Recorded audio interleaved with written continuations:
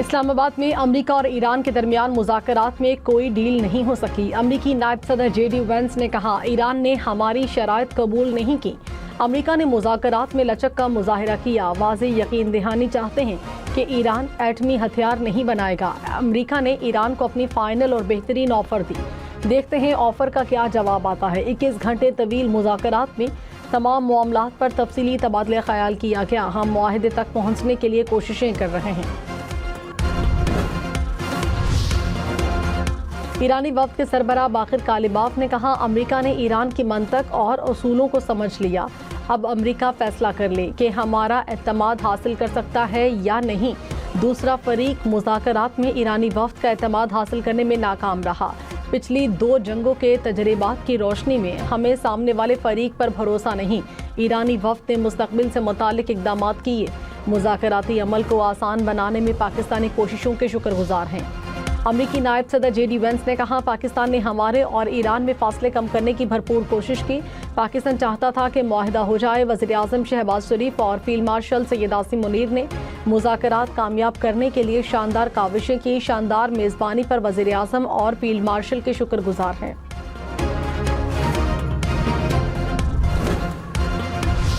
ترجمان ایرانی وزارت خارجہ اسماعیل بقائی نے کہا ہم بات چیت میں متعدد نکات پر اتفاق رائے پر پہنچ گئے، لیکن 2 اہم امور پر رائے مختلف تھی اور یہ معاہدے کی طرف نہیں جا سکا۔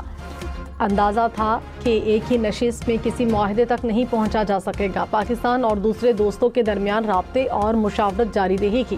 میزبان پاکستان نے مذاکرات کے عمل کو آگے بڑھانے میں مثبت کردار ادا کیا۔ ایران کی پاکستانی حکومت اور عسکری قیادت کی پرتپاک مہمان نوازی کی تعریف۔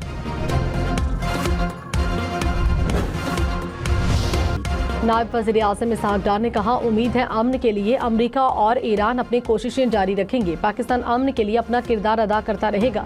فریقین کے درمیان جامع اور تعمیری مذاکرات کے متعدد دور ہوئے۔ میں نے بطور نائب وزیر اعظم اور فیلڈ مارشل سید عاصم منیر نے مذاکرات میں معاونت کی۔ مذاکراتی عمل میں شریک ایران اور امریکہ کے وفود کا شکر گزار ہوں۔ دونوں ممالک نے وزیر اعظم شہباز شریف کی درخواست پر مثبت رد عمل دیا۔ ایران امریکہ مذاکرات ختم۔ امریکی صدر نے سوشل میڈیا پر مضمون شیئر کر دیا۔ مضمون میں ایران کے خلاف ممکنہ بحری ناکہ بندی پر غور کیے جانے کا ذکر۔ کہا ایران نے شرائط قبول نہ کی تو امریکہ آبنائے ہرمز میں بحری ناکہ بندی جیسے اقدامات پر غور کر سکتا ہے۔ مذاکرات کے بعد امریکی وفد نائب صدر جے ڈی وینس کی سربراہی میں امریکہ واپس روانہ۔ نائب وزیر اعظم اسحاق ڈار، فیلڈ مارشل سید عاصم منیر نے وفد کو رخصت کیا۔ وزیر داخلہ محسن نقوی اور امریکی سفیر نیٹلی بیکر بھی ایئرپورٹ پر موجود تھیں۔ آسٹریلیا کا جنگ بندی برقرار رکھنے اور مذاکرات کو جلد بحال کرنے پر زور۔ آسٹریلوی وزیر خارجہ نے کہا اب ترجیح ہونی چاہیے کہ جنگ بندی جاری رکھی جائے اور بات چیت کا عمل دوبارہ شروع کیا جائے۔ کسی بھی قسم کی کشیدگی میں اضافہ نہ صرف انسانی نقصان میں اضافہ کرے گا بلکہ عالمی معیشت پر بھی منفی اثرات مرتب ہوں گے۔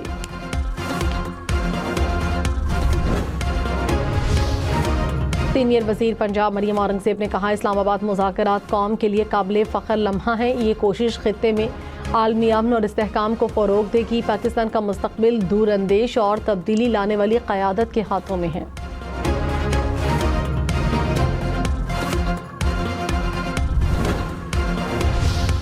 غیر ملکی وفود کی آمد و رفت۔ اسلام آباد ٹریفک پولیس نے نئی ایڈوائزری جاری کر دی۔ کہا مختلف اوقات میں کلب روڈ، مری روڈ، ایکسپریس ہائی وے پر ٹریفک روکی جا رہی ہے۔ ریڈ زون کے تمام راستے تاحال بند ہیں۔ شہریوں سے تعاون کی اپیل۔ پاکستان کی کامیاب سفارتکاری پر بھارت میں صف ماتم۔ کانگریس مودی سرکار پر برس پڑی۔ کہا مودی سرکار امریکہ کے ساتھ یک طرفہ تجارتی معاہدے کے باوجود کوئی سیاسی فائدہ نہ اٹھا سکی۔ ماہرین نے کہا پاکستان کی سفارتی کامیابی نے بھارت کی خارجہ پالیسی کی ناکامی کو بے نقاب کر دیا۔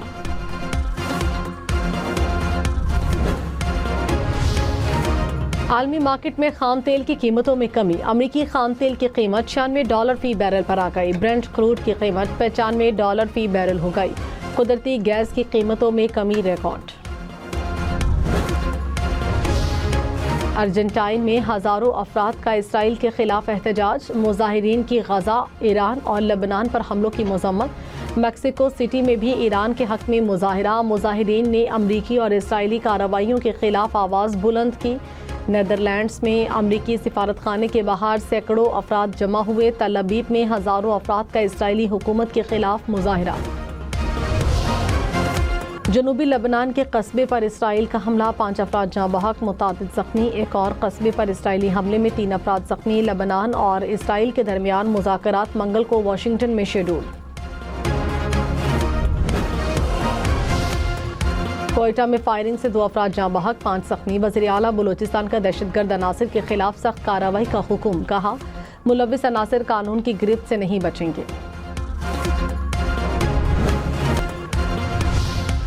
مری کی دریا گلی میں لینڈ سلائیڈنگ کے باعث 2 عمارتیں گر کر تباہ۔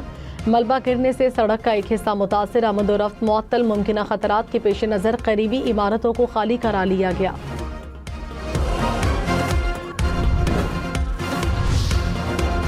لاہور، سرگودھا سمیت پنجاب کے 15 شہروں میں واسا کمپلیکس ڈیزائن کی منظوری، نکاسیاب کے منصوبے جون تک مکمل کرنے کا ہدف مقرر۔ 15 شہروں میں 2265 کلومیٹر طویل سیوریج لائن بچھائی جائے گی۔ وزیر اعلیٰ مریم نواز نے کہا واسا منصوبوں کی تکمیل پر 752 کلومیٹر طویل سڑکیں تعمیر کرے گا۔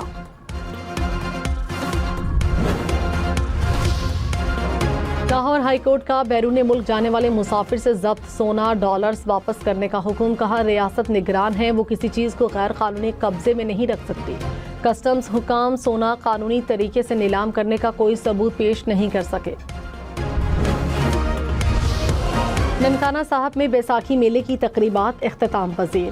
بھارتی سکھ یاتری ننکانہ صاحب سے فاروق آباد چلے گئے۔ سیکیورٹی کے سخت انتظامات۔ بیساکھی کی مرکزی تقریب گردوارہ پنجہ صاحب حسن ابدال میں ہوگی۔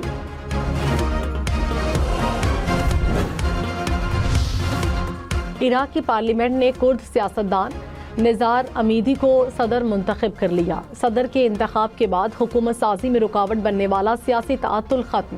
نژاد کو ووٹنگ کے دوسرے مرحلے میں 227 ووٹ ملے۔ امریکی ریاست نیو جرسی کے ریسٹورانٹ میں فائرنگ، 1 شخص ہلاک، 6 زخمی۔ حکام کے مطابق متعدد نقاب پوش حملہ آور ریسٹورانٹ میں داخل ہوئے تھے۔ پولیس کی تحقیقات جاری۔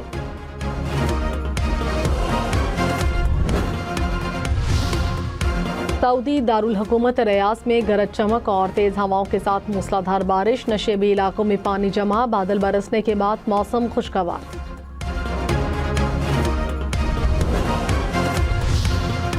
چین کے جنوب مشرقی صوبوں میں شدید بارش، کئی علاقوں میں یالہ باری، تیز ہواؤں کے باعث املاک کو نقصان پہنچا۔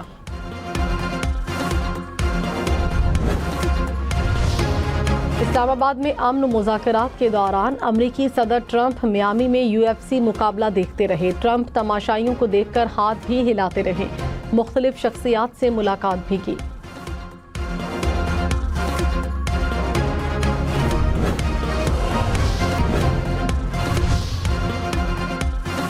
پاکستان سپر لیگ میں آج ایک میچ کھیلا جائے گا۔ حیدرآباد کنگز مین اور اسلام آباد یونائیٹڈ میں شام 7 بجے جوڑ پڑے گا۔ HBL PSL کے میچز دیکھیے 10 سپورٹس پر براہ راست۔